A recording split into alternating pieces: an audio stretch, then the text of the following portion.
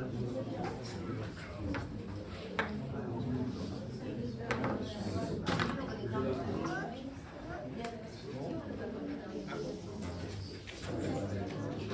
you want to swap? No, I'm going to be standing anyway. You want? And the clicker is here.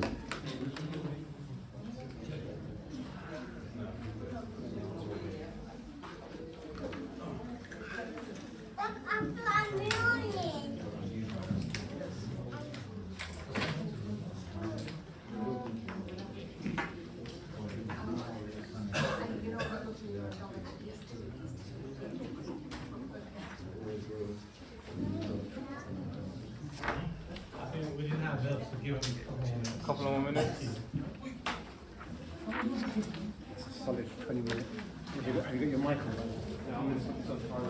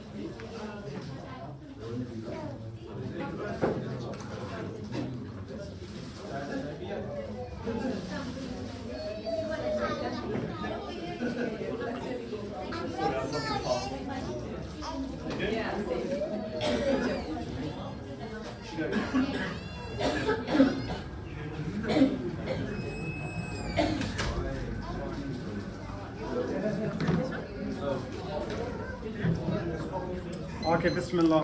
أعوذ بالله من الشيطان الرجيم. بسم الله الرحمن الرحيم. الحمد لله رب العالمين والصلاة والسلام على سيدنا الأنبياء والمرسلين. We've had one or two questions just during the break. I think just to point out, the rules we spoke about with uniform, they apply to any other items, including like your wellies, your lunchbox, the bottle you get. So again, no iconography, no, just following the same rules basically. Okay? I'm standing here. Okay. It's a bit odd. Standing right behind you. Shall I get out here? No, you're fine. Okay, so the second half, hopefully for another 45 minutes or so to an hour, we'll be looking at the curriculum and as parents, what you need to be doing at home. One of the things about homeschooling is that parents have to become not full-time teachers, but they need to know enough to support their child to do the work at home. There's going to be a lot of information thrown at you, an awful lot. This is just there for you to get a first initiation into what's actually required in year 1 to year 4. Not that you become expert teachers at this. Anyone needs a pen, you will have some activities to do in a second.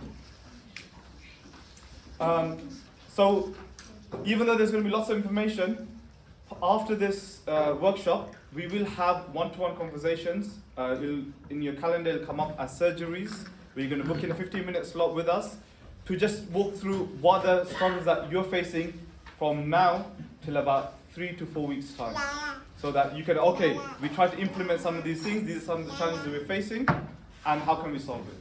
So that's going to be coming up in about a month's time after this workshop.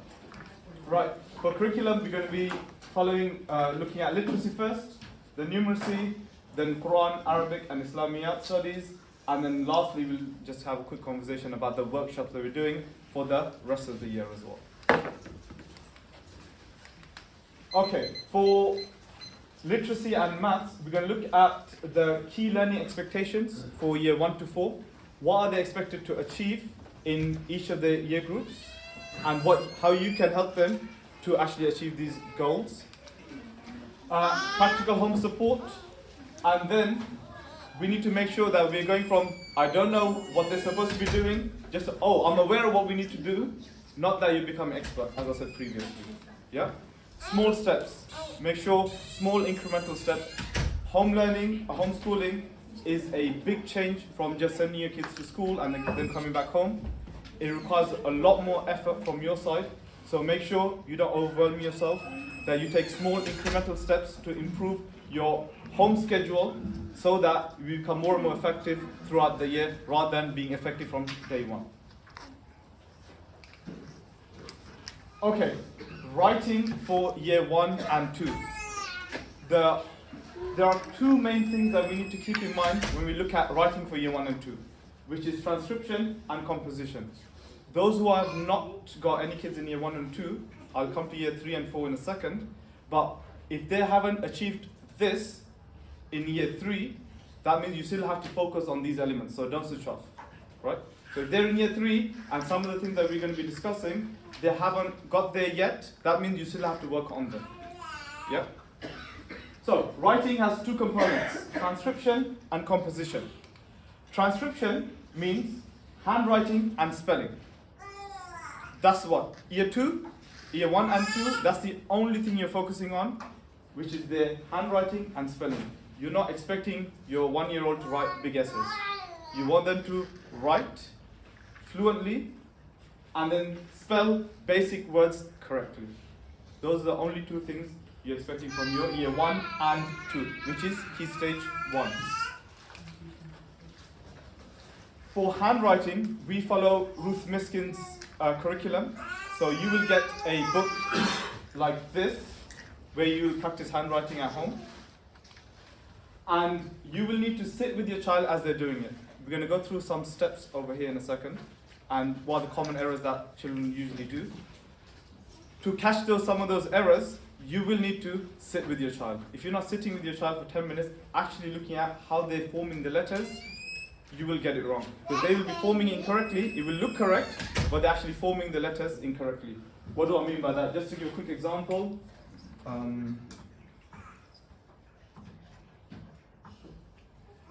Does that look right? Yes. No? What's wrong with it? So you should start from the better. I said, does it look right? I'm asking you. No, is it right? No, no, this is the question.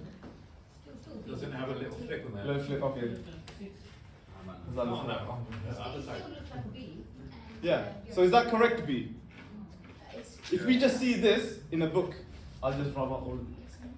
Right. I'm just going to redo this. Is that correct, B?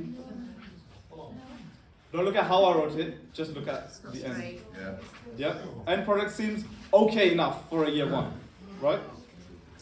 The point I'm trying to make is that if you just let them do the work, they would have just done what I just did, which is they wrote a bar basically instead of a B, right? And if you're not actually looking at how they're forming the letters, then it becomes a habit. So you will see, I've seen year 10 kids, they will write A like this. They do 2 loops, right? So we need to fix this from year 1 onwards. So that means you need to actually sit with them as they're writing. No, start from the top and curl and back. If you're not sitting with them, you don't know how they form the letters. Sometimes you can tell, but sometimes you can't. Yep. So it's very important that we are sitting with our child as they write 10 minutes each day. You're going to be focusing mainly on quality. In 10 minutes, they're not writing anything more than about 2 sentences. Maybe about 2 sentences, I mean 10-ish words. They write 1 word a minute, that's about right for year 1. Year 2 will be slightly faster. Yeah? Oh, yeah. Many parents actually aren't sure how to form some of the letters themselves. So you can check on YouTube. I think some of the materials. No, yeah. For Ruth Miskin, that's what I'll come back to again. We'll send out YouTube videos for each of the letter and how to form them. And the book that we'll give you, not this one where they're writing on, there'll be a separate book which actually shows you how to write. The most important thing we're trying to build in year 1 for a whole year. This is not just for the first couple of weeks. This is for the whole year and possibly year 2 as well. Is to build muscle memory. So she's writing and she's just writing without thinking, right? Where the kids, when they're writing, they're not really writing without thinking. They have to think very, very hard on how to hold the pen, where to start, where to. You can carry on writing. where to hold the pen, and what kind of movements they're making, because they still don't have full control of their hands yet. So when they're writing, you see lots of squiggly lines and shakes, right? So over the course of the year or two, that's what you're just building. So it becomes automatic for them. What they write is not really that important. They could write about how they could write a sentence about what they did in the park. They could write a sentence about what they were cooking with their mum. It could be anything. If they're finding lists of words boring, tell them to think of a sentence and make them write something. Or you could have them do spelling. So you could tackle both spelling and writing at the same time. But I would kind of advise against that because of the cognitive load for the child. Because they're all focused on just the writing, just the formation of the letters. They're not thinking about the spelling. When they get a bit more comfortable with the writing element of it, then you can introduce spelling with your writing. So you can do both in 10 minutes. Initially, if they're not comfortable, keep spelling as verbal rather than written. Last thing, patience. As I said, you can't expect any change in 3 weeks or 3 days. It's going to take months and years. So first, we're giving this handwriting, first 2 years is just transcription. Remember, this is for year 1, handwriting and spelling. That's all we're focusing on for 2 years. I re-emphasize patience because you will tell them something, they'll get it right. Next day they're going to get it wrong. You tell them the same thing, they're going to get it right. Then next day they're going to get it wrong. Like, what is wrong with you? It's so easy because for us it's automatic. So patience is very, very important. We'll talk about some home habits later and mindset issues later on. So this is the book that you're going to get. Within this book, it looks a bit odd from what we're normally familiar with, just the A4 lines. So in this book, you can come on this.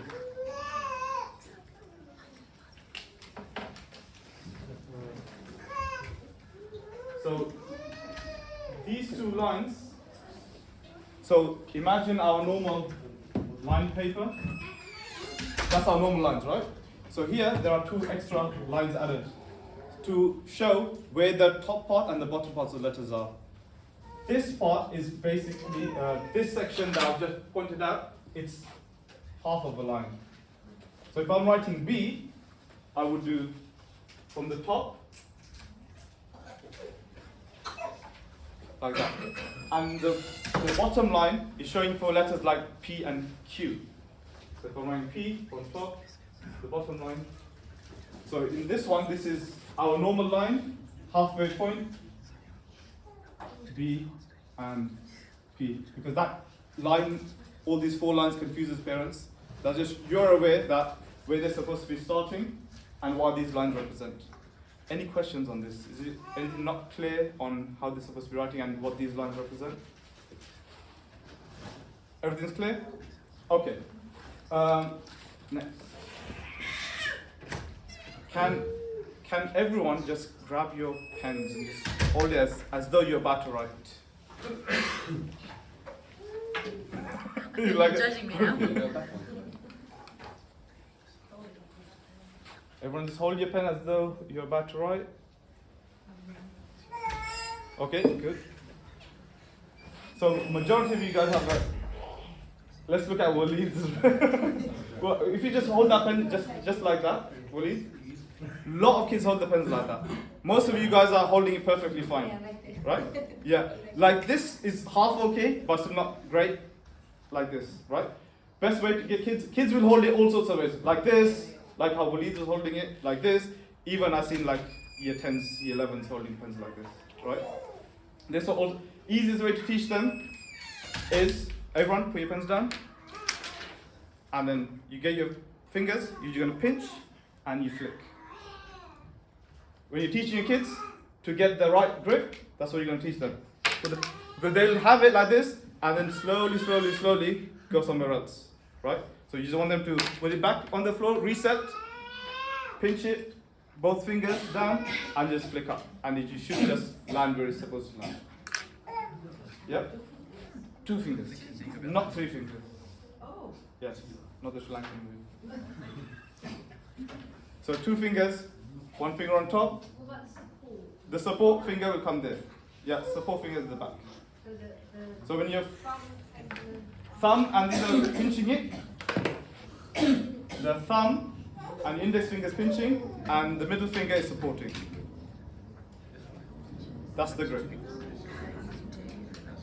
Mosi, any additional Yeah, advice? I do want to say there isn't actually like a set correct way. This is what we would define as best practice. Yeah. So there are children who are adults who write differently and it hasn't impacted them at all. The key is that you don't hold a pencil or a pen in a manner that would cause you problems in the future, like wrist problems or problems with joints and arthritis. But this is what we would call best practice, grabbing it like that and trying to write. So it's just at this age, all about habit building, as explained. So that's best practice of how to hold a pencil. And if you yourself don't hold a pencil like that, or you have another child who doesn't, and they're 7, 8 years old, like, don't worry about it, it's fine, as long as it doesn't cause them any issue. But this is just what we would define as best practice. Yeah, so most appropriate. if they're in like year 5, don't try to change their habits. It's going to be very difficult, or for you guys, right? But when they're in year 1, you're actually creating the habit now. You're going to create the best possible habit. Right? Sitting and good posture. When you're working at home, make sure they are actually sitting. For example, this chair might be too big for year 1s. The feet dangling around and they're just leaning back. They're not sitting comfortably. They're sitting like this and they try to write, or they're leaning back, whatever it may be. It causes a lot more stress on how they write because they're still growing up and their muscles and bones are still growing. So they need to get the most comfortable posture. Paper in front. The next one is angled book. It can't be straight, then it's just like awkward. Slightly angled. The main thing you're trying to get them is to get them comfortable so they're not in pain when they're writing, because lots of kids feel some fatigue and pain when they're writing. So main important issue is that they are writing and they're sitting comfortably. Light grip, one of the major issues is that they will hold the pen as though their life depended on it, right? And that causes lots of fatigue for kids. Make sure you keep on, they might not get it first time, second time, but keep telling them, just hold it lightly, just hold it lightly. Maybe after 6 months or after a year, they might actually hold it lightly. They hold it and then like press down on it, right? Make sure you keep on re-emphasizing that just hold the pen lightly and write lightly as well. Right, so we're going to quickly do an exercise with common mistakes. Where is the tissue? I'm going to grab the tissue. Yeah, right, right.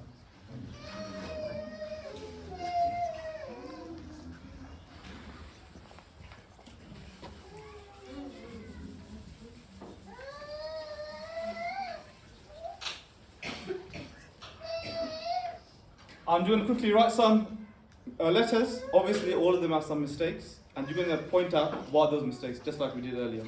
Yeah?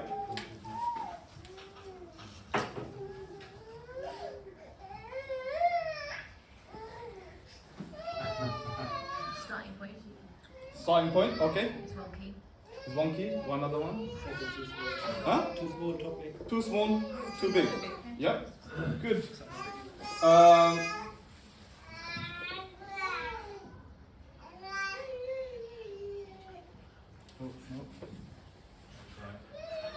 That was right, yeah, exactly. It's supposed to go like this. Wrong way. You done it the wrong way. Yeah, anti-clockwise, right? These are small errors that keeps on coming up. Another one, major one, would be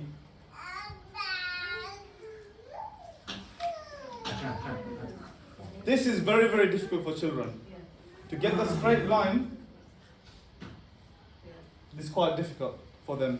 So this will be quite common. Now write a word.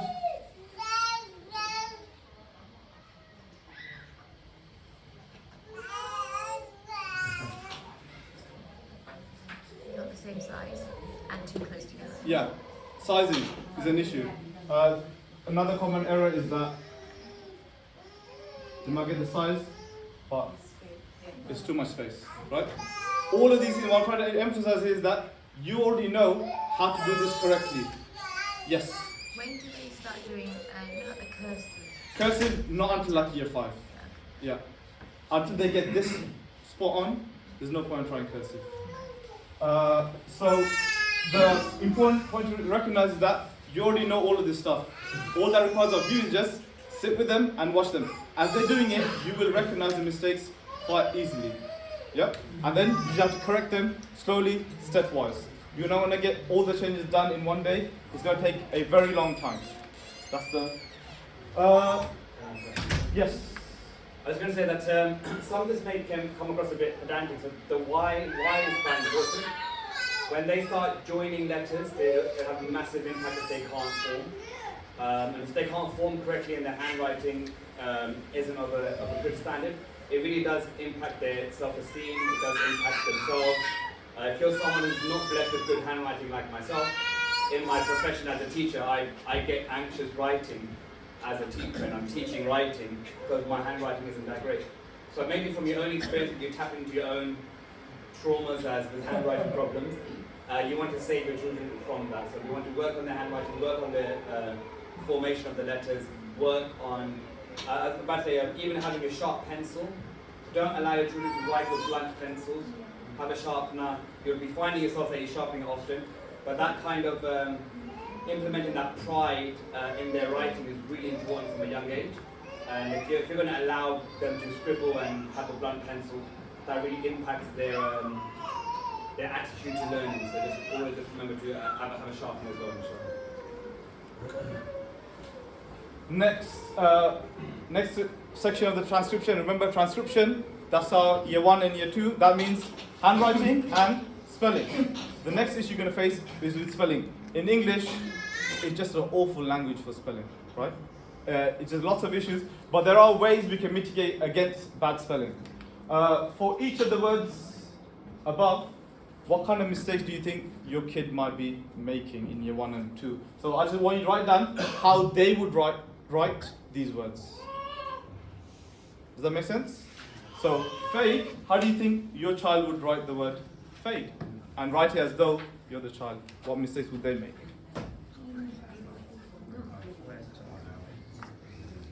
Don't worry about handwriting, you can have your nice handwriting.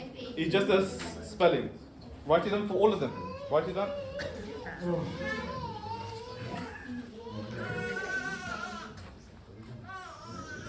Think of how you say it. Fade, for example. How would you? The spelling. Yeah? The spelling, yeah, we're focusing on spelling now.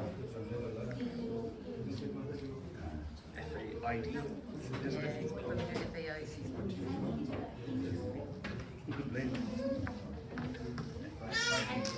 Spell, that's what we do one tough. Thing, you might say thing.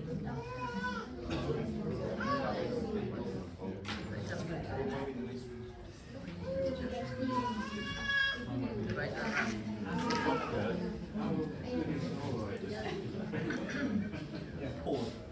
Right so far, you've been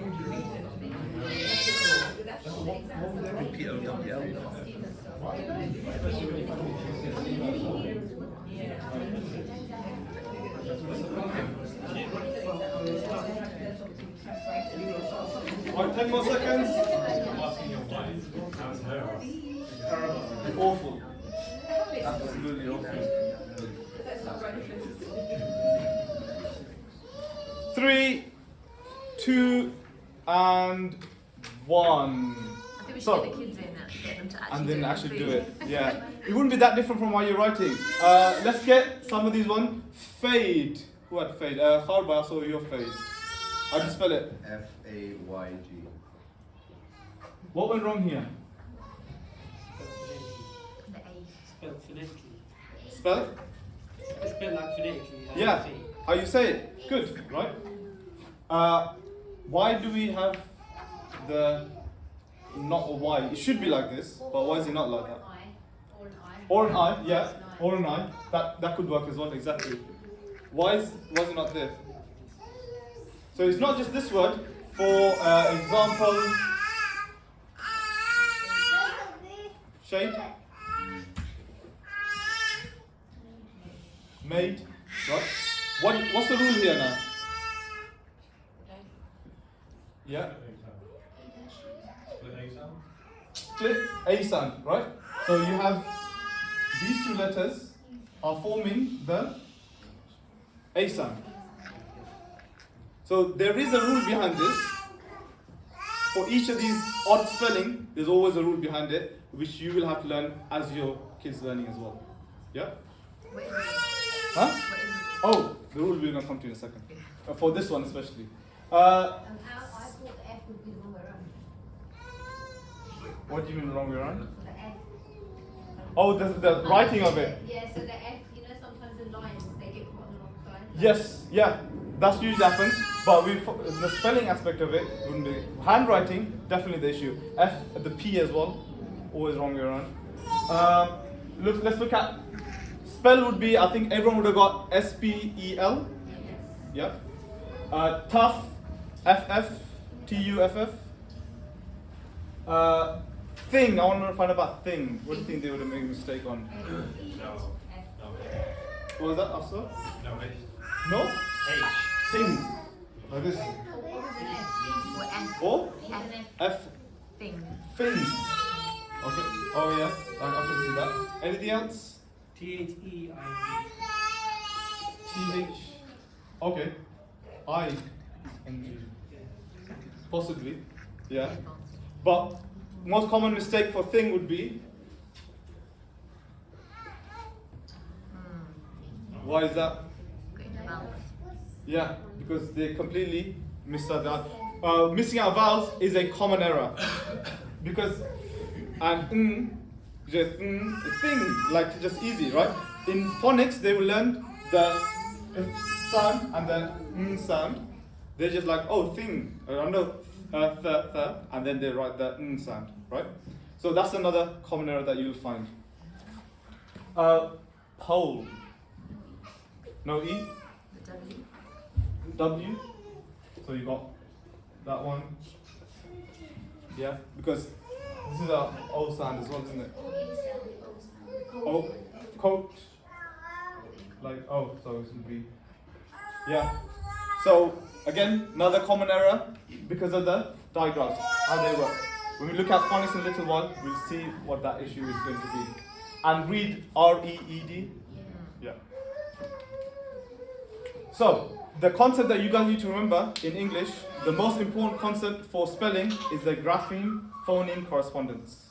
So we're trying to match the sound to the written word. So we had the sound we're trying to make is A sound. That's the sound, we know that's the phoneme, right? But we need to match it to the grapheme, which is the actual written word. And most of the issues that come up is because they got the sound right, but they can't match the right letters in the alphabet, or right couple of letters. All the above has the A sound, but they have different letters, i.e. graphemes, to represent them. Then, when you're teaching them, you need to make this explicit for your child. They need to know, yes, you're right, that is the E sound, but this A sound is the split digraph, or the digraph, or the trigraph, whatever it may be. Use these words and make it explicit to them what the mistake is. Don't just tell them what the right word is.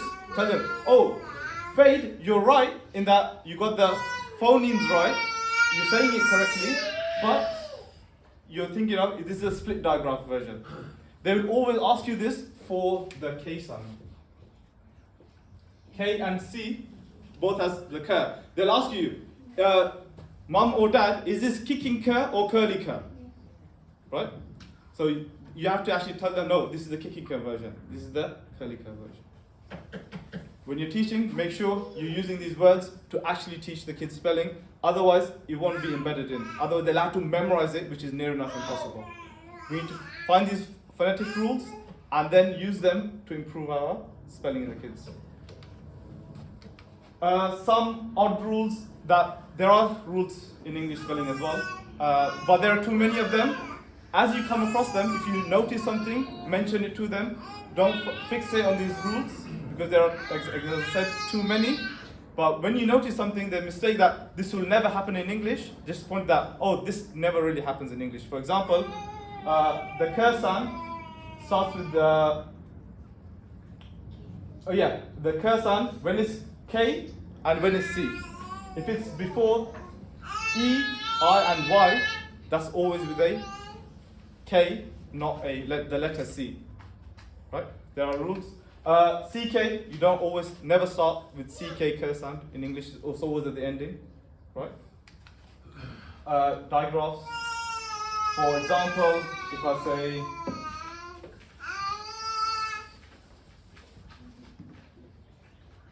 May versus made. The A sound, when you finish with the A sound, it's always AY or OY, is it? Or I. But it's in the middle, it's always with like AI. It's never a AY for the A sound. Right? That's, English words never end with V. You always have to have an E at the end. The E or a Y. Those are the two most common ones. If it's a V ending. Like live, they'll end up writing you with the LIV. If you just tell them, you can't end with the V, you always have to end with the E after it. I already mentioned that, right? 2 main rules, but when you notice them, point that out to them. Because there's a common misconception that, oh, these are big words, we don't use them with the little ones. We always want to use these terminologies and express what the actual rule is with the kids, so the 3rd, 4th time they'll remember it, or maybe the 8th time, right? Again, patience is very, very important. 2 years, we're focusing on the most basic spelling. We're not trying to teach them, for example, symbolize. The word symbolize, how to spell that. We want them to spell the common words really, really well. Moving on from spelling to reading. Remember, we said that spelling and phonics are linked together. You will be given a reading booklet, and inside of that, you will be phase 1, 2, 3, 4, and 5 will be given. Actually, 4 is not given, I think. Only 1, 2, 3, and 5. This shows you all the different sounds of English. 40 different sounds are there, even though we only have 26 letters. 26 letters in the alphabet. And this shows you gives you some ideas on what the different sounds there are. Any questions before we move on to year 3? Right. I want to ask for a summary from Waleed. Waleed, year 1 and 2. What are we looking out for? You should ask me because I'm ahead of the game on that because my kids have already been in it. Exactly. Well, this is all good. What's the question? Year 1, what are we focusing on in year 1? There's 2 things that you 2 things, exactly. What are those 2 things? What's at the top? Nabil? spelling, Transcription composition, and composition. handwriting and spelling. Why are we focusing on handwriting?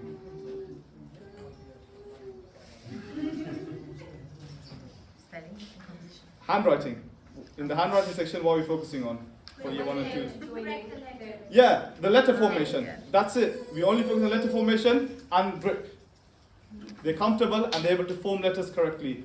And for the other section, what's the other section? Spelling. Why focusing on in spelling? That was quite a lot of information we gave out for. Yeah. Phonics, right? How to get the grapheme, which is the written word, and the sound merged together, right? Writing. This is hard. For year 3, 4, and 5, this is very, very hard. This requires expertise like Ustad Mohsin. For parents, this is the hardest part of it. Year 1 and 2, easy, all parents can do it. This is going to be a lot more trickier for parents. But you still know about what's actually expected from the students. But there are other things that you can do which will help you, right? So I only put the aspects of composition that you as parents can do and not the aspects that will require years of training like Mohsin has. We're going to look at sentence, grammar and punctuation, and vocabulary. I don't know why that's in white, but we'll leave that aside. So, I'm gonna go all the way back. Maybe I should not have done this. Writing has two elements: transcription and composition. Transcription, year 1 and 2. Composition, I think you're in the other room. Yeah. Composition is year 3, 4, and 5, and 6, of course. So we are in. Should I put this one over here? Composition. Composition has 3 different elements: sentence, grammar, punctuation, and vocabulary. Everyone clear on where we are? Most important aspect of, firstly, before we move on to composition, if your transcription is not secure, do not worry about composition. Just focus on transcription, even if your kid is in year 3, year 4, year 5. Because if that's not solid, as Mr. Mohsin mentioned, their confidence will be hit hard. They're not focusing on writing well, but they're focusing on just getting the letters right. And that's not a good state to be. So just forget about writing well. Just focus on getting your handwriting sorted out first and your spelling. That gives them this confidence to actually produce good written language. Yeah. Okay, choose all options that are sentences and explain why. So you have 5 different sentences. All I want you to do, which of these are actually sentences, which of them are not. Just say, if it's a sentence, write AB. If it's not a sentence, leave it blank. Write down which of these are sentences.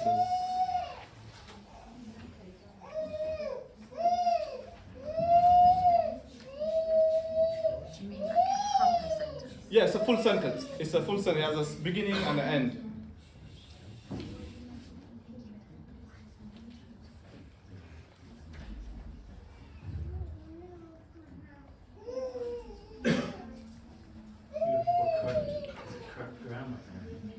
A sentence. If I say, for example, ran into the house, that's not a sentence, right?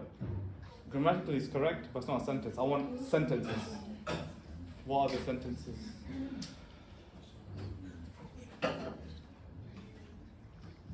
Ten more seconds. Yes.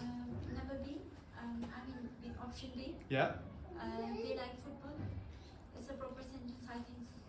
B. Any other ones that are full sentences? Yep. A. Anyone else have A for a full sentence? No? Is this subject B? to like adding in a comma or whatnot? No, nothing. Just keep it as it is. Is this a correct sentence? That's all we're looking No for. punctuation. No, we're not worried about punctuation as well. Punctuation will come later. E, D, B. E, D. Who found this super easy and straightforward? Anyone? Found it like, oh, this is so obvious. Anyone find it to be obvious? No? They asked this question to year 5 kids. Don't worry, they didn't get it all right. Only about 24% got it right. There's only one correct sentence. B, right? Only B is the correct sentence. But the hard part, why? The first part doesn't match with the second. They went to the shop and they flipped. Okay. Wrong tenses. Yeah. But why is B correct though? That you're right. If B is the subject and subject. Good. Now you're getting technical. Yes. Is B the only correct sentence? Yes. B is the only correct sentence. The rest of them are not sentences. Because it's the shortest sentence? No. No. The first one's 2 sentences. Subject. I want to get the other ones out. First one is 2 sentences. Yeah.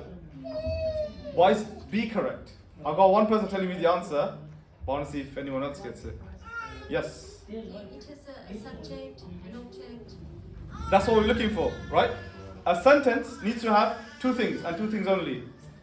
Subject, predicate, or a verb, right? To make it easier. An action and person doing the action. What's wrong with this?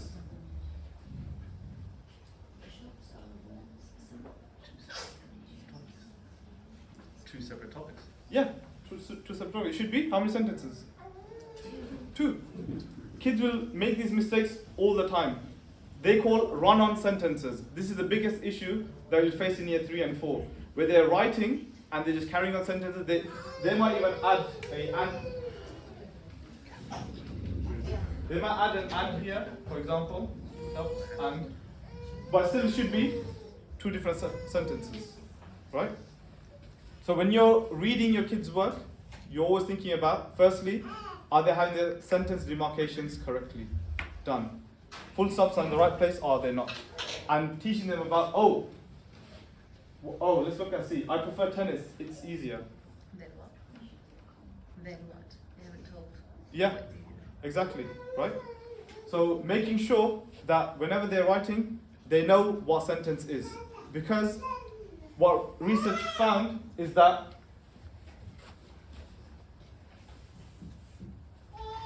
the best way to teach people how to write better is by making sure that they're confident in writing sentences and they're able to stop at the right places, put commas at the right places. Most of the kids, they're not able to produce good sentences. If you can produce good sentences, paragraph does not become an issue, and then the essay doesn't become an issue. You will find, even in secondary schools, kids are struggling to actually write just a sentence and have full stops in the right places. They will just keep on writing, and their whole paragraph's written, and it's just one sentence. Right? Okay.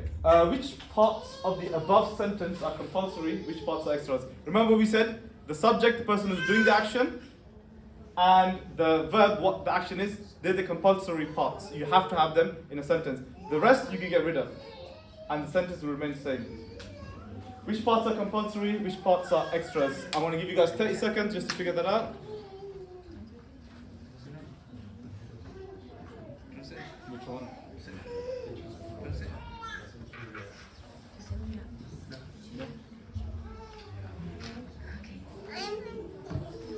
3, 2, and 1. Let's pick on Atif. Which is the compulsory part? So the last part, I think is unnecessary. Which is the compulsory part? Giant border jack. Okay, almost there. It would be just this. If I say the giant road, that would be a full sentence. So you can have the giant road. We can add on all of a sudden the giant road, full stop. All of a sudden the giant road at Jack. All of a sudden the giant road at Jack, who leapt in the air and screamed.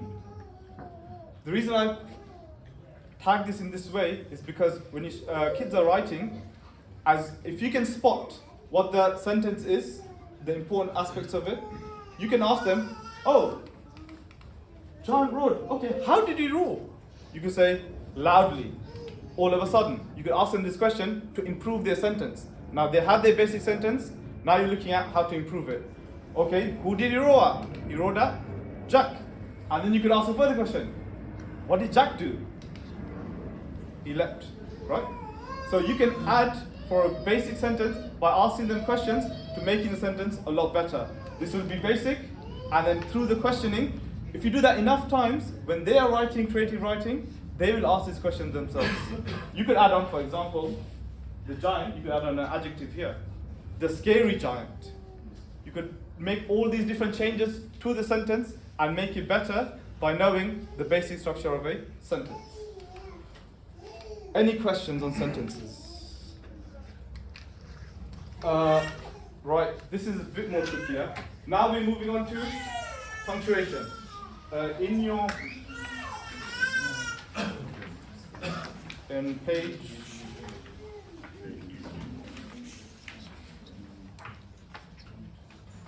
where is this? So you have corrected mistake in your sheet as well. You can open to that page. So first thing I want to look at is put in the missing punctuation marks. That means commas, question marks, apostrophes, speech marks, and check if the full stops are in the correct places, i.e. if the sentences are demarcated correctly. Those two things you're doing now. 1 minute to read through and fix the mistakes. Yes. No, spelling will come to later. I just want you to do these two things only for now. Nothing else. Don't make any other changes. Don't worry. It's coming. I want you to focus on punctuation marks. That's it. No, just the punctuation marks. That's the first one.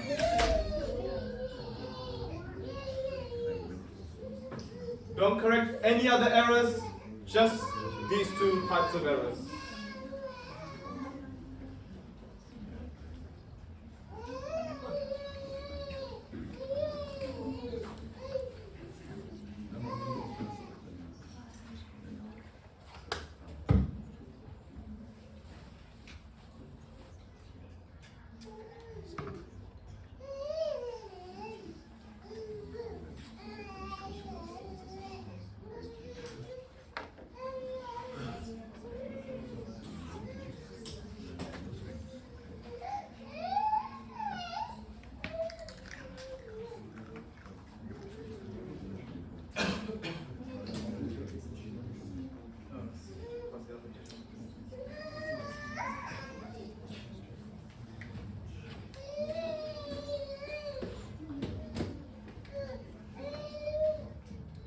Ten more seconds.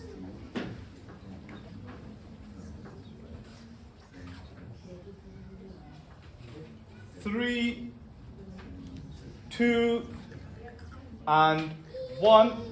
Let's stop. Next, I want you guys to look at, circle all the capital mistake type errors and underline the verbs that don't sound right. So circle any capital letter mistakes and any verbs that doesn't sound right. Can you underline them for me? So read through it again.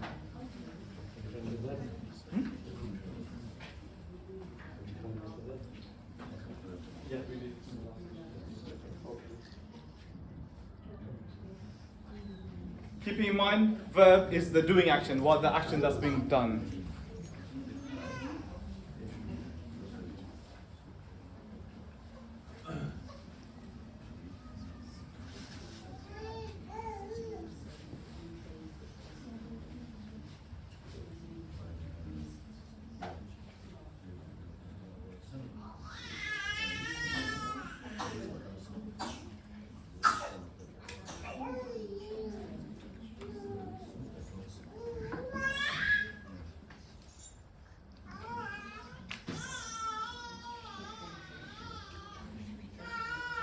Ten more seconds.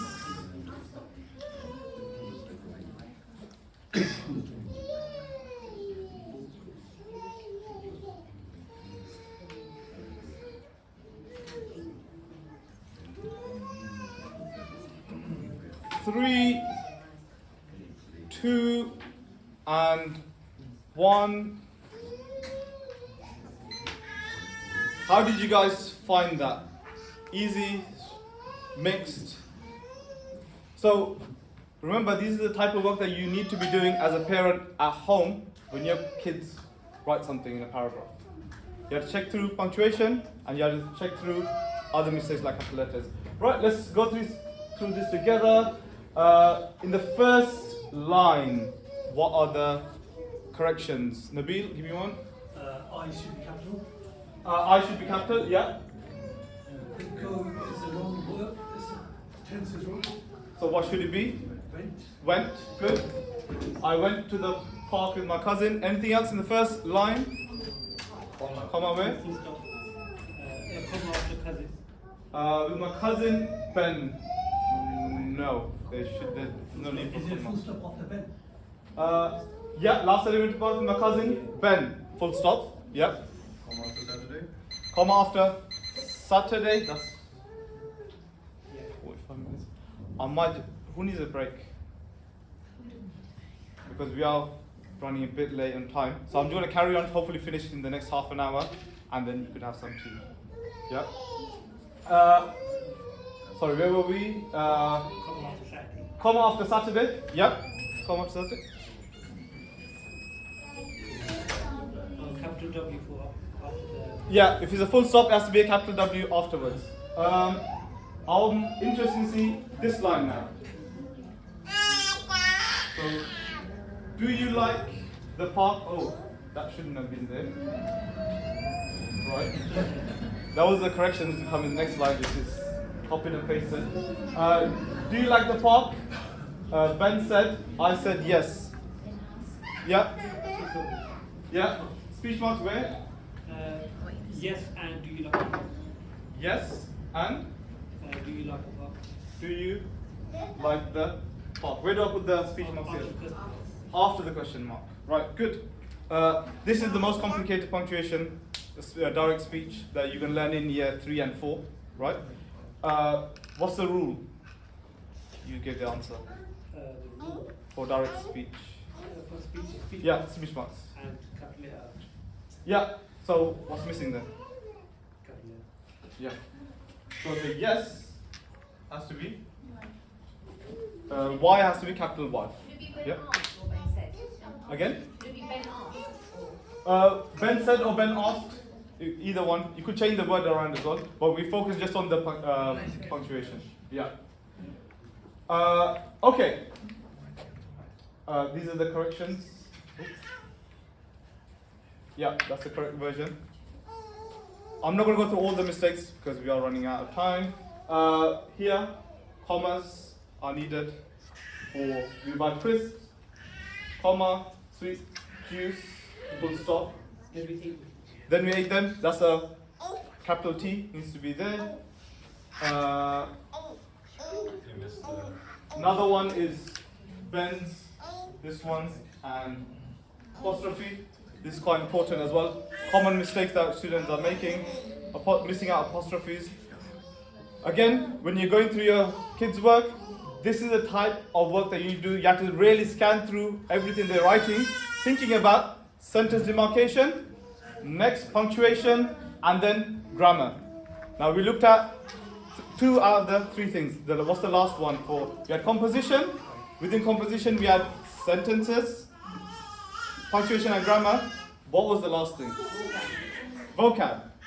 Well done for looking. I wrote it down. The last thing is vocab. This is the hardest part. These 2 are fairly easy and straightforward. Vocab is not going to get fixed in, this can be fixed in 6 months, right? But vocab is going to take years to fix. What can we, I just want you to have a discussion quickly with the person sitting next to you. What can we do to improve your kids' vocabulary? Types of words that they use when they're writing. Just have a 30-second discussion. What you can do to improve their vocabulary range.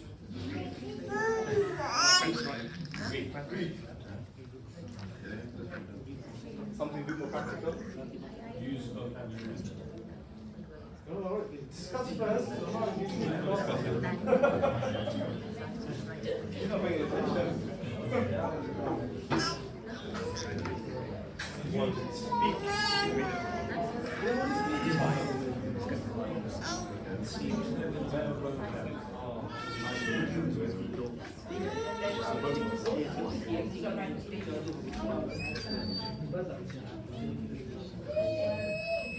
Three, 2, and 1. Apologies for the countdown, by the way. I'm just so used to getting attention through the countdown. Let's see. Saad and Waleed. Ways to improve your kids' vocabulary. I think improving the vocabulary that you use there. Yeah, that's the most important thing. How you speak to them will be reflected on what they learn as well. Okay, Atif?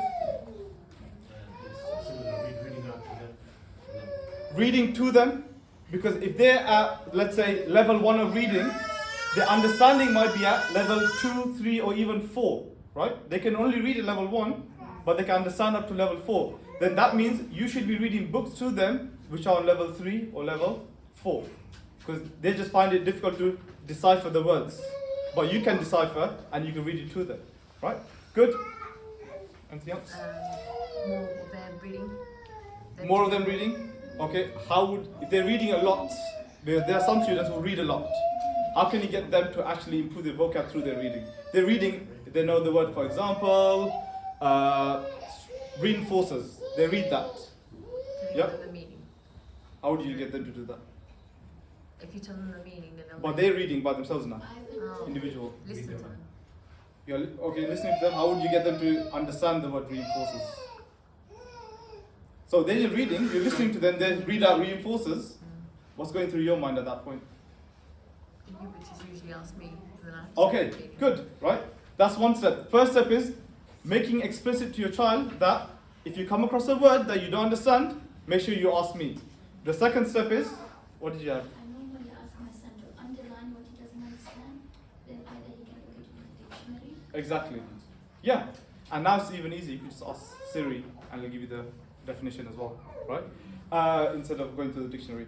The second part is you noticing words that they're reading that you know that they're not going to understand. And they say, oh, reinforces, what does that mean? And if they struggle to explain it to you, then you know that they don't understand the word. Or they usually say, I don't know. I know how to read it, but I don't understand the meaning behind it. So first thing is how you're speaking to your kids. If you're speaking with, like you're from Chalvi, your kids are going to speak like they're from Chalvi. I live in Chalvi anyway, right? So if you're swearing, your kid's going to end up swearing. If you are speaking Urdu, your kids are going to speak Urdu, which is a positive thing, right?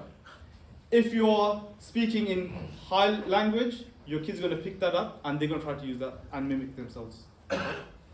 So, firstly, your language with your kids. Secondly, is reading to them.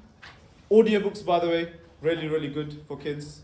They're read in a really nice way as well. You could find them on YouTube or like Audible to get books for them to read before bed or something like this. That's an option as well. And then lastly, when they're reading, making sure you're reading with them and then asking them about vocabulary that they don't understand. We're going to skip over all of this. Ustad Mohsin did a whole 2-hour workshop on vocabulary building. This was one of the slides from there. I don't know if you guys remember from last year. It's on the YouTube channel anyway, you can have a look. It's a whole 2-hour workshop on just building vocabulary, or it was on reading, I think it was, right? All right, that's literacy done. I'll try to go through maths. Maths is a bit easier, so we can go through it a bit faster, hopefully. Any questions on literacy? That how you can help your child in making them better or helping them in just even the basics? This Yes. was a tip in a CGP book. It just said if you don't know the meaning of one word, look at the rest of the sentence, and that usually gives you clues to what that word means. Exactly. That also means that they're reading with conscious thought as well. Sometimes they just are figuring out what the word is rather than thinking about the sentence. So that's a really good tip as well to have, right? Right. Maths for year 1 and 2. Yes. I know it was mentioned in the workshop. Yeah. I think you have a reading list of books that you want to read and supplementary. That was I find that quite useful. Yeah, I think we will be giving that out for the kids anyway. Yeah. Maths, again, looking at foundations for year 1 and 2. There are 2 different components that we need to think about for maths. Again, as I said, a lot of information being thrown at. We're just becoming aware of these elements rather than mastering them, right? Number sense and everyday maths. These are 2 main things you need to focus on for year 1. Literacy was handwriting and spelling. For numeracy is number sense and everyday maths. Number sense, all that means is that kids, when they're growing up, mathematics is a very abstract subject. It's not grounded. So we need to make it grounded for them. They need to become aware of what does 1 equal to, what does 2 equal to, what does 3 equal to, and when you combine them, what do they produce? Yeah? For us, it becomes automatic because we've gone through that process of learning maths. For them, it's a very, very new concept and it's very difficult for them. For example, we have number bonds and facts. I'm just going to write a couple of additions and I want you to quickly shout out the answer as soon as I write it. Maybe Asper can set this up.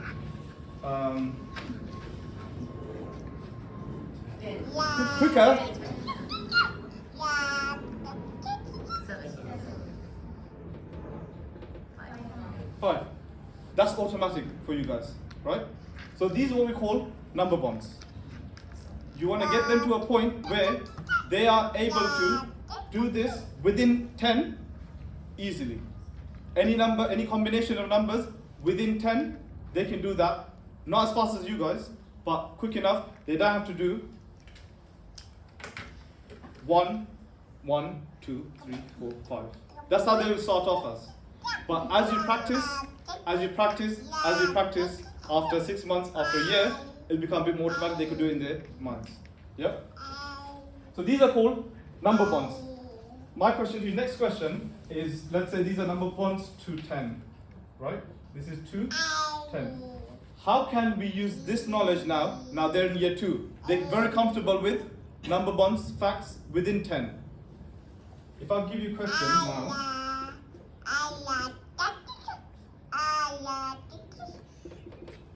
Quickly, answer.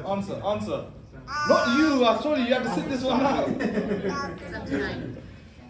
79, how did you do it? Add the 7 and the 2, Add the 7 and the 2, and then? 4 and the 3. 4 and the? 3. 3. 7, right? So this is the same as what we did here. So we're adding 7 and 2, just like we had 7 and 3.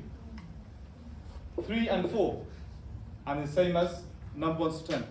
So that even applies to even bigger numbers.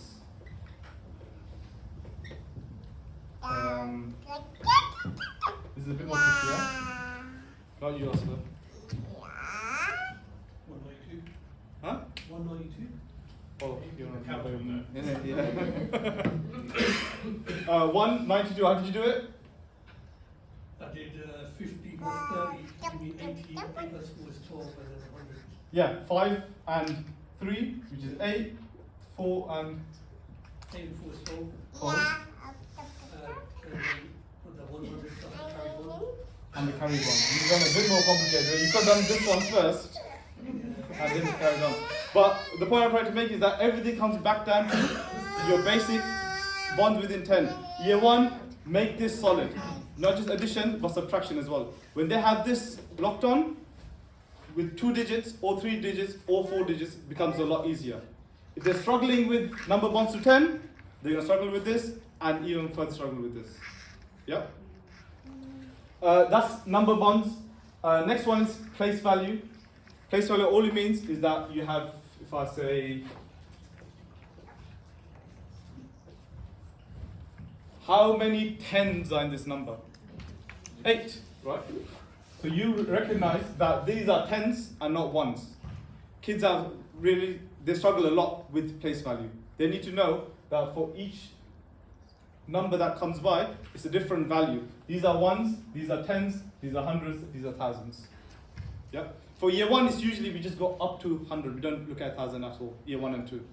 Making sure they're very comfortable with any number that's written, 72, they know it's not 7, it's actually 70. So when they look at this, they say, oh, this is a 7. It's not a 7, this is a 70. This is a 2, this is not 1, this is 100. So you have to be explicitly taught to them, right? These are place values, and this is not 1, this is not a 7. But that is a 2. That's place value. Mathematical language and reasoning, that's pretty easy and straightforward in that when you're using maths, for example, you say 1 plus 1 rather than 1 and 1 using mathematical language. So they get comfortable with the use of that language and it becomes easy for them. Everyday maths, this is what you can do at home very, very comfortably and easily. And it's quite fun. This is a bit boring, but that's a bit more fun. Telling time. Year 1, they need to know how the clock face works. Quarter past, quarter to, half past, those types of things. Shapes, knowing basic 2D and 3D shapes. Cylinder, sphere, circle, square. Measurements, this they actually quite love. Probably not Jawad. What's the measurement of this table? No, not Jawad. Anyone? Huh? Meter? 80 what? Centimeters. 8 centimeters. 120? 120? Which one? Meters? Meters? 120 centimeters. Centimeters. 1.2, yeah. 1.2 meters, yeah? Jawad, professional answer. Which one is it? No. 120. Kids have no clue about how to see measurements, right? They look at this and say, yeah, it could be a kilometer, it could be a millimeter. They don't know. For you, you have to go and get a ruler, I don't have a ruler with me, and measure things with them. Just tell them, they like to do this. Give them the ruler, oh, how tall is this chair? And they go and do it, and teach them obviously how to do it. They get a sense of proportions, because they don't have no sense of proportions at this point. So they need a good sense of proportions. When they look at it, oh, they know this is a meter. So for example, a question in a SATs paper might be, Ben is holding a pencil, and Muhammad is living in a house, right? To measure Ben's pencil, what would you use? Centimeters, millimeters, or kilometers? What would be the answer? Centimeters. Kids don't have a clue. So if they learn it, they're like, oh, pencil, centimeters are around this much, and they get to learn through that. Kilometers obviously is never going to be the case, right? To get that sense of proportionality, just measure things with them. Last one, money. Same thing. Money is a bit different to normal numbers because that's how it works. Play with money with them. Give them £5. They buy something. How much do they give back? It's £3, or they have to give £2 back. It's an easy way to learn these things in a fun way.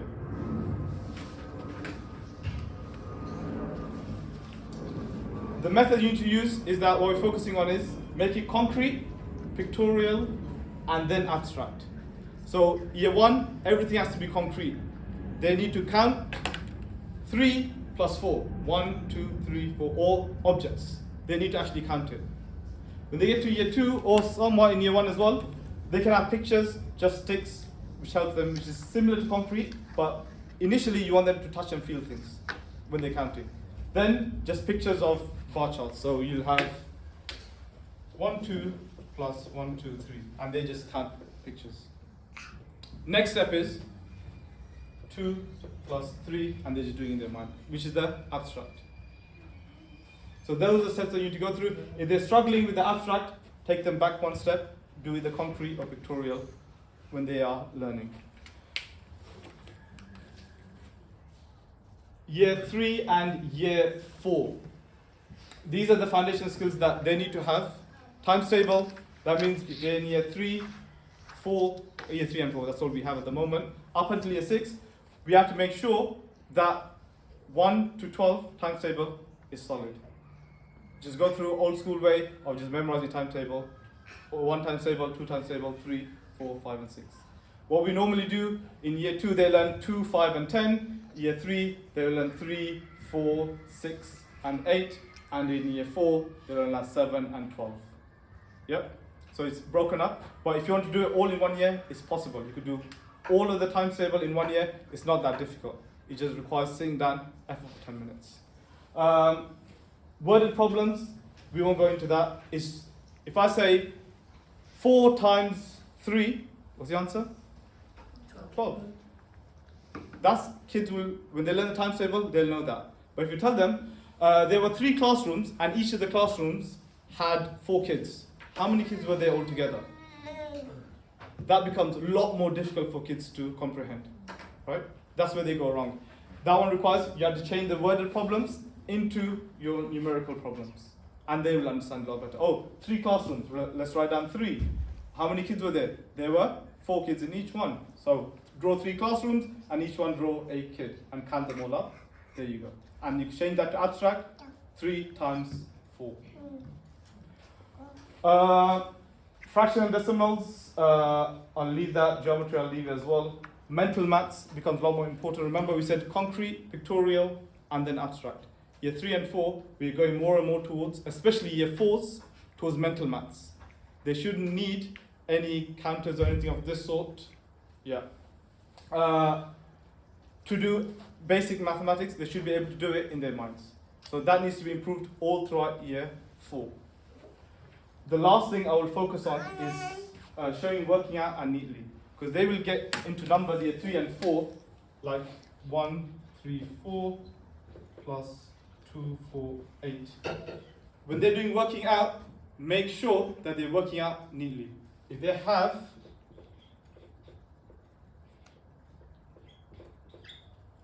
that's not going to work. They have to make sure that they're producing what Mohsin said earlier as well. When they're handwriting, if they have craftsmanship in their handwriting, they should produce that same thing for maths as well. If it's scribbling all over the place, it's just going to confuse them. Make sure they're writing neatly and they're working out neatly as well. Questions? I'm going to skip through this quite quickly. I'm going to send out all these links for you guys. Mini-series with Michael from White Rose, the one that we cover. It's quite good just to go through the whole curriculum in short 5-minute bursts. And for each one, each topic areas, you can find explanations in these links as well. Right, that's your literacy and maths done. Those are the two foundational elements. We're going to look at Arabic in a little while. But before that, where is Arabic? You should do that first. Yeah, let's do the Arabic. Quickly, we have Arabic every single day in the Growery for half an hour. Our emphasis on Arabic is same as our emphasis for literacy and numeracy. If you do 40 minutes of literacy, we have 40 minutes of Arabic, 40 minutes of numeracy. We don't skimp out on Arabic at all. That means your focus should not only be on literacy and numeracy, it should also be on Arabic as well. For year 1 and 2, Qaida completed by end of year 1. If they don't know the Qaida, even if they're in year 3, year 4, if they don't know it, make sure that becomes your foundational focus for Arabic. Yes? Any Qaida, it doesn't matter. So the Rory is going to be funny. We are not going through Qaida this year. Yeah? We're expecting the parents. Last year we did do a bit of Qaida during the Growery time, but this year we're not doing any Qaida at all. We expect the parents to find a teacher which is easy enough and to finish Qaida in 1 year. They should be able to read, or at least finish Qaida by end of year 1 and read Quran comfortably by end of year 2. That's the aim. End of year 1, last 12 surahs has to be memorized. This we will be doing in the Growery. But what you have to do at home is help them practice. I don't think this is a tough task. Last 12 surahs, it's quite easy and straightforward. But we want to set a minimum foundation for everyone to reach.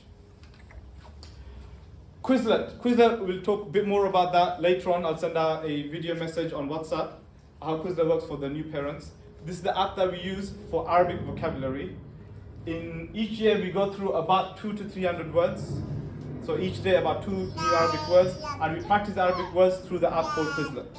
And again, I'll send out a video about Quizlet on WhatsApp. 2 words a day, and every day they need to be practicing for at least 10 minutes. If they fall behind on this, it's very difficult to recover. It's not that difficult. They just need to go on the app, and the app does all the work, and they just go through the words that they're learning in class for Arabic. Journey to Jannah. This is for your Islamic studies. If you're struggling to teach your kids Islamic studies, or if you can't find a teacher, there's an online platform which is the same as Safar Academy one. They have something called Journey to Jannah, which is an online app which you can use to teach Islamic studies. That's quite useful to have. These two are very important. Ustad Al-Ahmad spoke a lot about this, so I'll just skip over that. We need to embed some of these practices into our daily lives so it can be inculcated into our kids as well. Right? I won't keep you long for that. For year 1, toilet training. Please, especially the boys. Some of the boys end up peeing in toilets everywhere, then cleaning becomes an issue. They need to be toilet trained. If they're not as yet, it's become very difficult for us to get that sorted out. So if they haven't been toilet trained, they should be, because they're in year 1. And you should teach them the adab of going to the toilet as well. Sitting down, washing after them, and not wiping and all of that stuff, right? So make sure they are toilet. This is for year 1, by the way, that's why we're putting, not obviously all the year 3s and 4s. And obviously, the start spoke about the other aspects of it as well. Year 3 and year 4, again, these are for our current parents, right? Do it on the app, or we've given you guys the printed out worksheets as well. Make sure you're going through them with your kids, because half are doing it and half are not. And it's quite evident who are the kids that are not doing it. And they've fallen way, way behind now. They have fallen behind, but don't worry about catching up. As Ustad Ali Ahmed said, we can't catch up. Now it's 2 years of work that they missed out on. Focus on this year, make a renewed intention to study all the words as they're going through this year. What's gone in the past 2 years, forget about it. If they missed it, they missed it. Some of the words will be recycled, and we have some new kids as well. So we will be recycling some of these words. But make sure you're not falling behind again on Quizlet.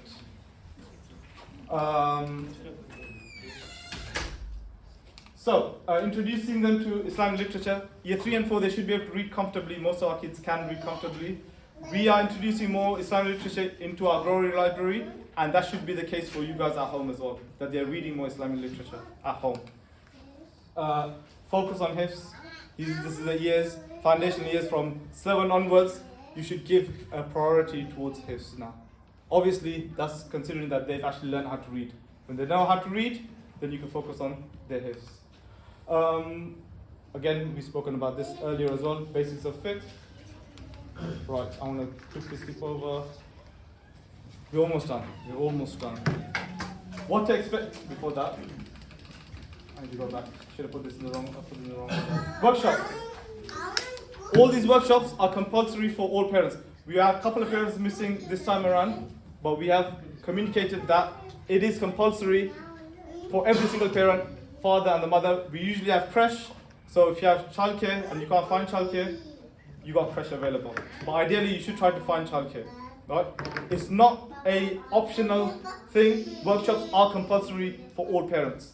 We will ask you why you haven't attended, and you have to give us a good reason why you haven't attended. Right? It can't be that, I was busy with some other thing. All the dates are given, 1 year in advance, block it out in your calendar. Right? Unless it's an emergency, you need to be at the workshops. You can watch the previous year's workshops as well if you want to catch up for new parents. Reading, writing, Arabic, all of this is covered in depth in individual workshops. And this is just a crash course basically, today's workshop. Lastly, we will have 2 surgeries from September to December just to make sure some of these things that we're discussing and what we'll be sending out in terms of homework in the coming weeks as well are being embedded into your daily lives. So we'll have one-to-one conversation. This is not parents meeting, just finding out from you guys how your home habits are going on. And any question that we have, we're struggling with this, can you help us with this? And we could give you some advice and tips. There'll be 2 different surgeries, one after this workshop and another one after the second workshop. This is the workshop schedule.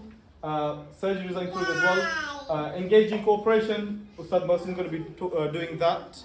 So how to engage cooperation from your kids, how to get them to do and how to talk to them so that you can actually elicit cooperation with your kids. That should have a title. That's parent presence done by Ustad Yusuf, who's doing a PhD in teacher presence in Oxford. He'll be coming and delivering this workshop on parent presence. That should be the name there. Parents of Society and Importance of Education, done by Imam Uthman. And Heritage, Culture and Identity will be done by Ustad Ali Ahmed. And Parent Literacy with Ustad Mansoor, who was sitting at the back a little while ago. He's not here anymore. Will the times be confirmed? Yeah, times are all from 11 to 1. Only this one we have to make slightly early because it's a 3-hour workshop. The online ones in the evening time, we just check in online. You'll given a link to book in a time slot for you. Yeah, you'll just book in a time slot for Google Meet conversation. Any questions on workshops? No?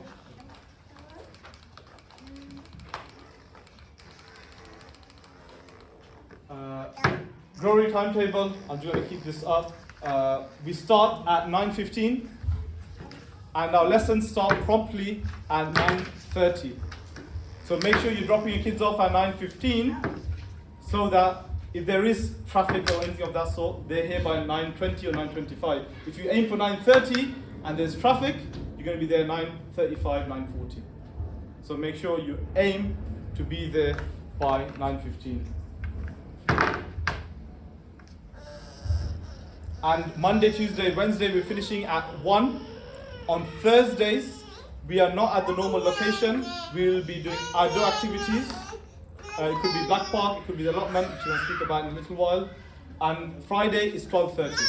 So only Monday, Tuesday, Wednesday, 1 o'clock finish. Thursday, Friday, 12:30 finish.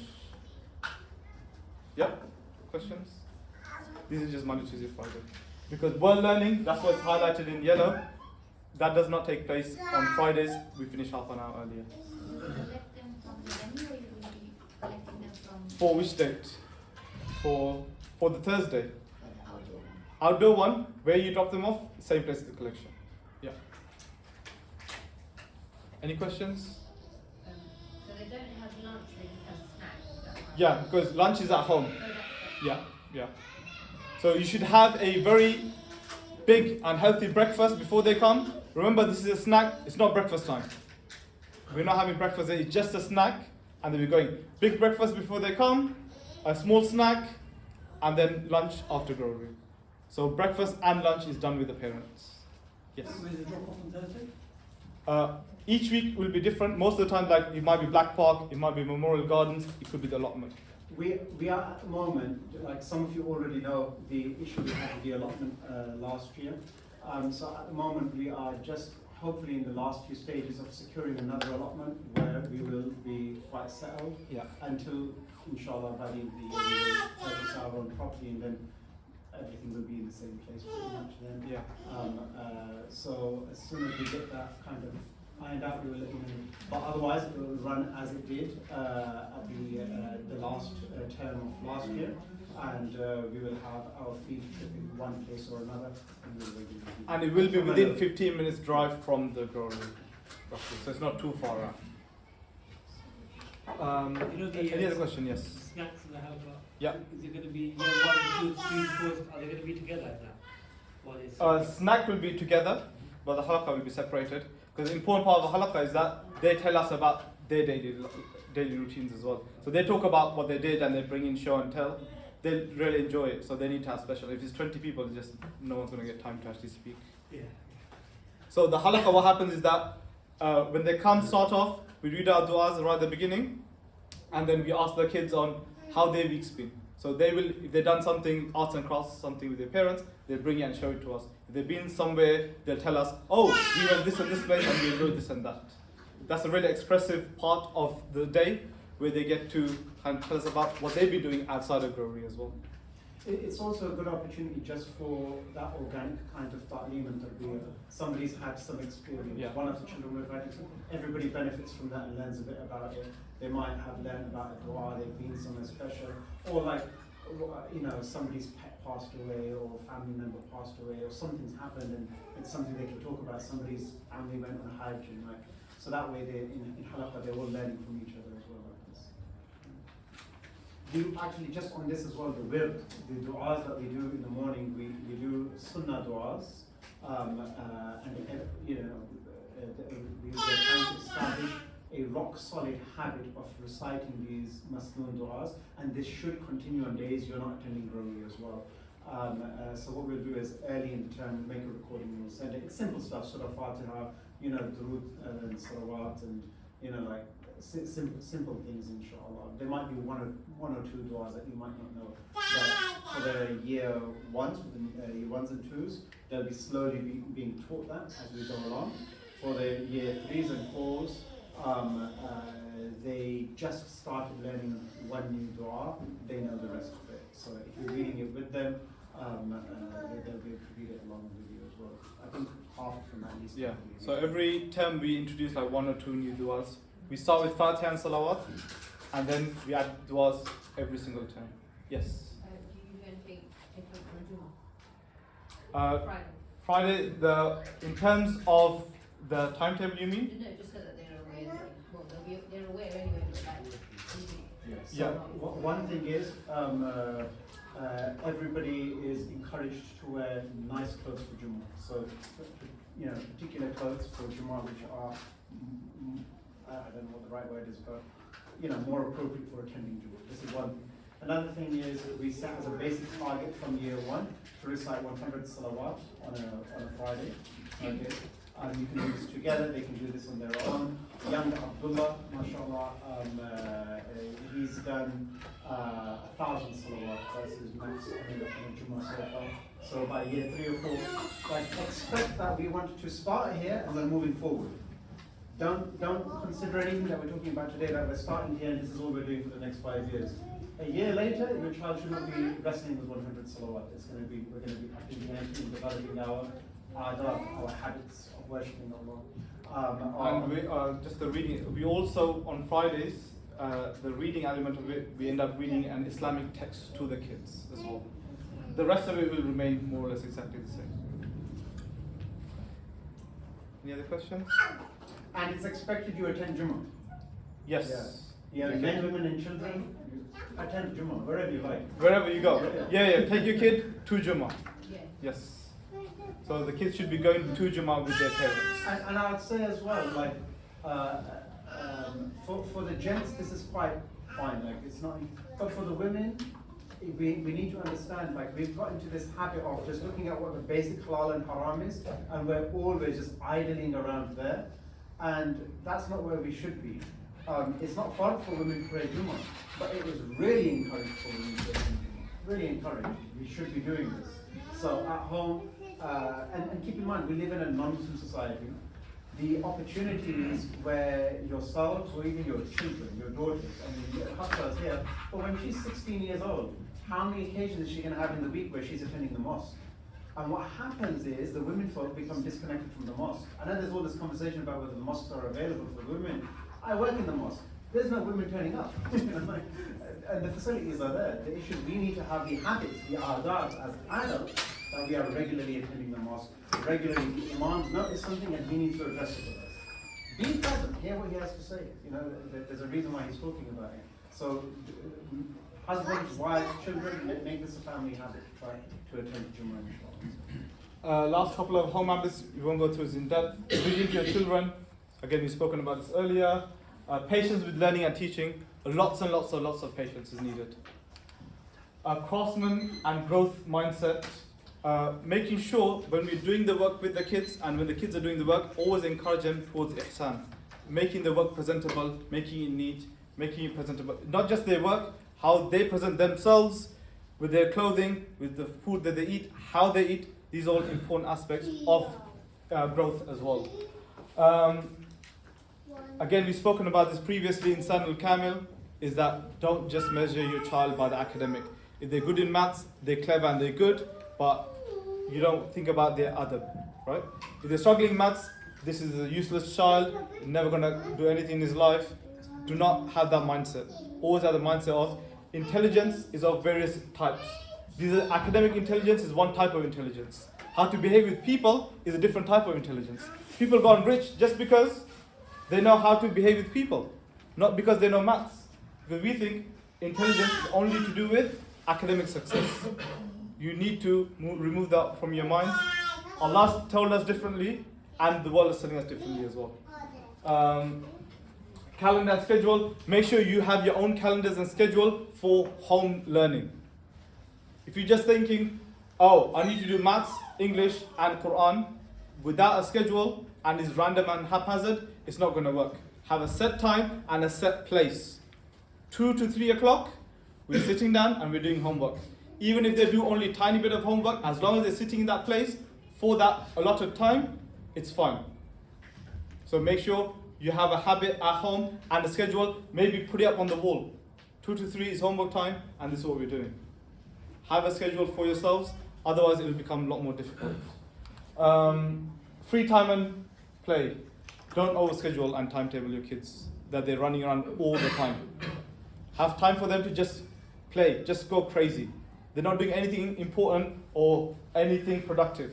They're just being kids. Kids need to be kids. Me and Ustad Saad was talking as well. When we were younger, we had the opportunity to become kids because we were teachers as well. We see like year 5 kids, they go to school, come home, 3 hours of tuition, and then the next day they come home, they got Blackbeard, next day they come home, they have to do homework. It's just back to back, and the kids, they don't have chance to be kids. Let them just be kids. They're only 7, 8 year olds.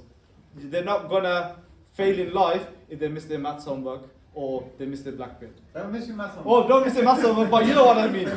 You know what I mean, right? Have scheduled time with it or unscheduled time for them to do whatever they want to do, right? Inculcating values through speech, food, clothing. We've spoken a lot about this, so I won't go into it anymore.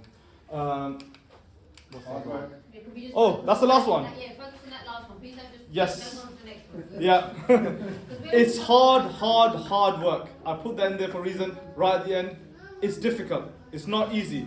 There's lots of things that we mentioned. One thing is learning about it and then practicing at home. You're gonna slip up. You're gonna get it wrong. But hopefully, if you have the right intention and the right mindset, you can improve and get better. Yes. I was just going to add to that point as well, because as a parent of a child that's been through this process for 2 years now, we've learned a lot about ourselves as well, probably more than what our child has learned about himself. And it's not easy. Yeah. And I wanted to say that, I don't want to put a down on it, but if you start with that premise that it's not going to be easy, but you're investing something that's quite difficult into your child because you want your child to grow into being a certain person, you're going to have patience. It's going to test your patience. I don't think I've ever been tested more with my kids since we started homeschooling. Because it's a drain. It's a drain on you physically, mentally, your own time, your own efforts that you invest time into as well. But I say this sincerely, it's very, very, very rewarding. When you see the fruits of that, all the stresses, the pressures, the time that is taken out, the times that they've totally made steam come out of your ears, it makes up for it. Abdullah, his love for reading has grown purely out of the grove. And when I can see that, when I see that coming out of him, and many other things as well, adab, his just general character, that kind of stuff, it makes up for all the times that I want to bang my head against. I won't say anymore. I think that's a good summary of it. 1 o'clock, I'm just going to skip over this. It's just possible timetable for you guys. 10 minutes. There was a lot of things that I covered, but it basically comes down to these 5 things. You have to do some handwriting, some maths, some Quizlet, some qaida, some reading, and reading to them. And that's it. It's easy, straightforward. Just wanted to ask, is there like an assessment or something to see how the child is Yes. doing in school so that you can Yeah. So every termly we have assessments that take place, and end of year we do our normal SATs, Key Stage 2 SATs.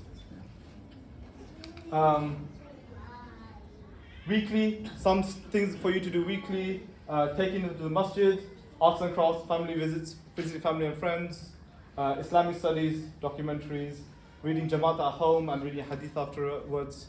Some of these habits that we want to talk about a bit more, but we don't have time, so we're going to put it up there. And, oh, Saad, this is your turn, this one. Are you going to get people pumped up?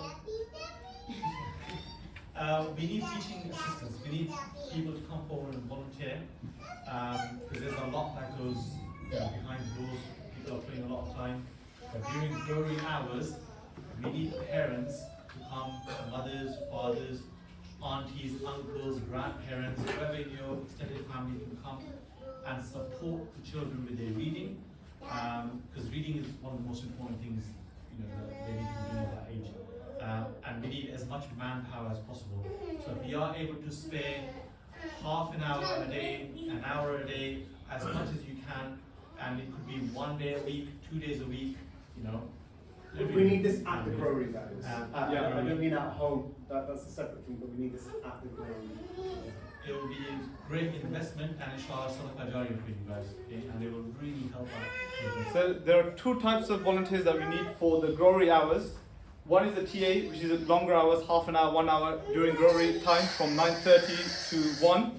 The second is the reading coaches. I think we're expecting a lot more parents to sign up for this than that one. Because we want you to turn up just 15 minutes early, because for our timetable, keep on doing this. The reading aspects of it, when they get one-to-one coaching, they fare a lot better. Last time we had 10 kids and we had about 4 teachers teaching those 10 kids. We need a lot more reading assistants. Just come 15 minutes early, you get to sit down and read with your child. Right? So you're basically listening to them and then correcting what they're reading. And listen to The last- other children as well. Other children as well, of course. But just for 15 minutes, Just turn up 15 minutes early and read with them, and we'll finish Growery, and you could go home with your kid as well. By the way, I will be sending a message out For this, so yeah. and if you are able to spare any time, do let us know. And then, The other one, door person, could we just ask that firstly you guys come on time, or we want one parent at least a day, because we're on the second floor and there's no way to bus people in if they come in late. Just to wait at the door. If you're not busy after you drop them, just wait near the door to just let people in. Like 5-10 minutes, and then you can go. From if you come, let's say 9:20, you turn up, you're not busy to go somewhere else, you can just wait there at the lobby. As parents come in, just open the door for them until 9:35, and then you can go. So some of these problems are because we're in a new site. Yeah. If we could increase the fees, we'd employ somebody else, and you don't need to worry about this. But we need to make this possible for everybody, inshallah. Yeah. So keeping the fees as they are, we just need some of this support. Yeah, it's a small thing, but that requires that means that me or Ustad doesn't have to leave the kids and they come downstairs, open the door, let them in, and then go back upstairs with the kids. Just for the morning, if you're coming, even at the end, if you come in slightly early, because we're hoping that more parents are going to be there for the teaching time, so we could just send one of them downstairs just to open the door. Is the car park, the drop off on the side? The drop off, yes, drop off. That's a good question as well. Do not gather around the front of the building. Right as you're going through Bath Road, on the left, there's parking at the back. Park up, and then if you're early, just stay in the car park area, and then make your way. And do not gather at the front. If you come in, for example, 5 minutes early, wait in your cars until 1 o'clock, and then come pick them up. Because we don't want everyone gathering around. Because we already had an issue with the council before, we don't want another issue. So just to make this clear as well, we're not a school. Okay, this is home education, and we're supporting and providing tuition and clubs and whatnot. The way we're working is technically as a club. Okay, as soon as we are a school, we are regulated by Ofsted, and then all your hopes and ambitions for your children's education is first dictated by them, and you are second. So things shift and change that way. So this just means that we need to make sure we don't look like a school, and we're not attracting that kind of attention. Okay, so if we can afford some, being a bit discreet, that's good. I'd also suggest as well, the kids benefit from just a little bit of a walk. If you want to park a little bit further down the road, Salt Hill Car Park, where Salt Hill Park is, and you can walk down. Okay, it's a 2-minute walk. Yeah, we have. It's not that we have any short. We have plenty of parking. Yeah. But you don't need to just fit in. And, holding your child's hand and walking along. Last thing, Thursdays we need female volunteers. It's mainly for if one of the children need to go to the girls need to go to the toilet, just to accompany them, because when we are in Black Park, just to take them to the toilet, see everything's okay, and then to bring them back. So for Thursdays, if anyone can volunteer for the 3 hours, Yeah, that's for the free. and going on with us. Yep.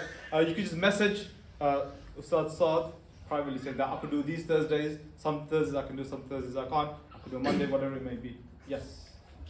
Anyone here have any information on weddings? I don't really know much about weddings. Ustad will send out a message on I'll send a wellies. message out, inshallah, and in the parents group, we'll be able to chit chat and find out from each other and share. They know weddings, but obviously we're in a long period of time. Yeah. Finally, September events. Tuesday, first day of Growery, so be on time. Meet and greet picnic. Remember we said we want to create that community within the Growery parents. It's a picnic. Everyone bring their own dish. It's going to be at Black Park. Hopefully the weather's good. In the evening time, kids are running around at Black Park and the parents are just chit-chatting. And that's it. We just have a picnic with all the parents and the kids, so that we get to know each other a bit better. And our first trip is going to be on 22nd September. Week commencing 22nd September. That will be our first trip. We have each half term, we will have one trip in the Growery as well. I think it's in the calendar. It's like 4 or 5 o'clock. It's in the evening time. Yeah. Questions?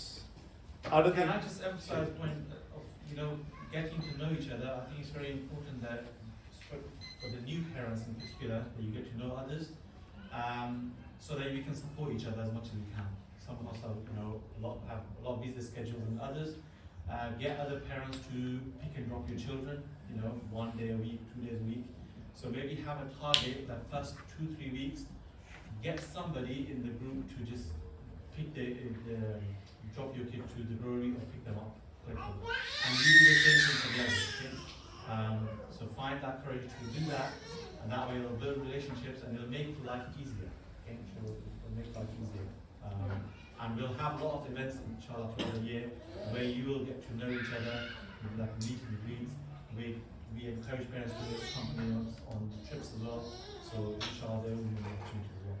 But try supporting each other as you can. Any other questions? Fridays, the timing is different on Fridays. Fridays we finish at 12:30 because of Jummah. Yeah, so we finish 12:30 on Fridays, not 1. Any other, yes? For the volunteering roles, Yeah. now in case we have my daughter's 3, Yeah. would she be able to talk along while we're volunteering? For the reading coaches, yes. For the other one, possibly. For which other one? For Volunteering for the full day. If for the she's full day. yeah, Ayana's with the no Ayana, the other one. Yeah, I mean, as long as it's manageable, because the purpose for which you're volunteering can easily get chewed up if you're busy with the little one. And it might be the case that in order to facilitate the education for everybody, maybe you have to drop this littlest one off with grandma or something, and so that you can do that, or whatever. Well, we will try for 1 day. If it works out, we have that discussion as well. Well, no, forget the grandma and drop them off with there, or drop them off here, we need to figure it out between ourselves. Where's the trip on the 22nd? That will be confirmed soon. We're just waiting on the site to get back to us. It's not No? on the 22nd, it'll be on the It's on that week During that. because we can't determine the time because we say we have this many kids coming. Why your availability is there to get back to us, and then we have to book. So that's what we just keep recommencing. It won't be. Yeah. Sorry, to interrupt. Yeah. Is Quiz an app? It's an app. I'll send more information on this. Does anybody feel nervous about the year ahead? Hope is a good thing, Allah gives it to us for a reason, mashallah. But inshallah, I will have to kick everyone out very, very quickly because our booking finished 7 minutes ago. You can chit chat outside. We have to tidy all of this up before we I was hoping to have like a tricky moment where who is 40 days. That's not what Asad was going to do. I was going to start checking it down. There were some links in here. Will you send the actual PDF? Yeah. You already asked for